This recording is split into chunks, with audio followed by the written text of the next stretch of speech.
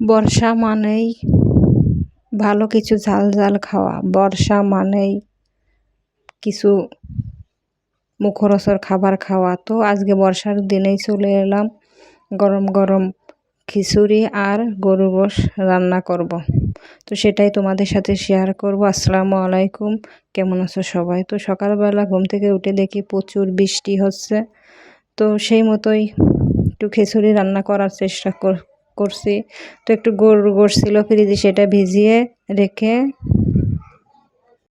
তো আলুটা ভেজে নিচ্ছি, কারণ গোশের ভিতরে একটু আলু হলে আমার কাছে ভালো লাগে। গরুর গোশের ভিতরে আলু মানে মজার ব্যাপার। যারা আলু লাভার তারাই পছন্দ করে। তো আলুটা আমি কড়া করব না, একটু ভেজে নেব। ভেজে নিলে হয় কি, কাঁচা গন্ধটা বের আর আসে না, কাঁচা গন্ধ থাকে না। তো আমি আলুটা একটু ভেজে নিচ্ছি। আর বাইরে কিন্তু বৃষ্টি হচ্ছে, সেটা আর তোমাদের দেখালাম না। খুবই বৃষ্টি হচ্ছে বাইরে। হঠাৎ করে ঘুম থেকে উঠে দেখি বৃষ্টি। আসলে এমন একটা পরিবেশ, বৃষ্টি হলে মনে হয় কি কেন হচ্ছে, আর বৃষ্টি চলে গেলে মনে হয় যে কেন বৃষ্টি হচ্ছে না, এত গরম পড়ে। প্রত্যেকটা জিনিসের দুটো দিক থাকে, একটা দিক লাভ আর একটা দিক লোকসান। তো কোন দিকে যাই? তো আমার এদিকে আলুটা ভাজে নেওয়া হয়ে গেছে। এখন মশলা কষিয়ে আমি গোশটা আবার প্রেসারে সিদ্ধ করে নিয়েছি, না হলে বাচ্চারা খেতে পারবে না। আর একটু তাড়াও ছিল, প্রেসারে দিয়ে সিদ্ধ করে নিয়েছি।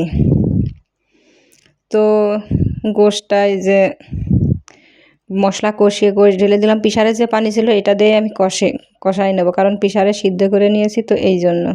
আর একটু তাড়াতাড়ি রান্না করতেছি, বাচ্চাদের খিদাও লেগে গেছে। তো গোশটা ভালোভাবে কষিয়ে নিলাম। ভালোভাবে কষিয়ে তা একটু পানি দিয়ে দেবো। বাচ্চারা তো বলতেছে কখন হবে কখন হবে। অনেকটা বেলা হয়ে গেছে রান্না করতে করতে। তো বসে ভাবছিলাম কি করব। তো এই করতে করতে দেরি হয়ে গেল। আর বৃষ্টিও ছিল, বসে বসে একটু বৃষ্টি উপভোগ করলাম। তো একটু দেরি হয়ে গেল রান্না করতে। যাই হোক, কথা বলতে বলতে পানিও দিয়ে দিলাম, একটু ঝোলের পানি দিয়ে। এদিকে দুটো কষানো মাংস তুলে এই যে বাচ্চাদের দিছি, তারা মজা করে খাচ্ছে। রান্না প্রায় শেষ। এই যে মেয়েদের নিয়ে বসে গেলাম খাওয়ার জন্য। তো একটু খিচুড়ি রান্না করতে চাইলাম, একটু লেটা খিচুড়ি। তো কথা বলতে বলতে প্রেসারে দিয়েছিলাম, তো শুকাই গেছে, লেটা আর হয়নি, নরম হয়নি। তো ভালো থাকবেন, সুস্থ থাকবেন। তো বৃষ্টির দিনে খিচুড়ি আর গরুর গোশত উপভোগ করবেন।